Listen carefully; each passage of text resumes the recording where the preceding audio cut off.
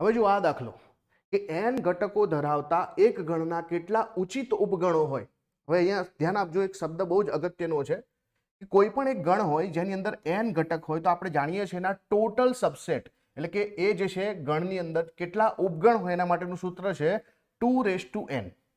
તો જો તમને પૂછ્યું હોત કે કુલ કેટલા ઉપગણ હોય તો આપણે જે છે એવું કહેતા કે 2n, બરાબર, 2n.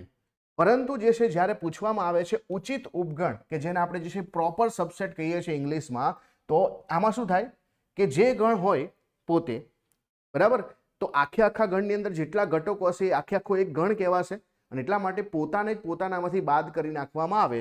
એટલે કે આ n ના જે છે જે 2n ઘટકો છે એમાંથી આપણે જે છે પોતે એક ગણ જે છે હોય એને બાદ કરી નાખીએ તો આ આપણને મળી જાય છે પ્રોપર સબસેટ.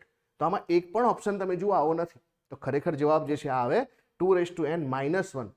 2n -1 આવે. તમને ટોટલ પૂછે તો 2n આવશે અને જો પ્રોપર સબસેટ પૂછે, ઉચિત ઉપગણ પૂછે તો 2n -1 આવશે. આ સાચો જવાબ છે.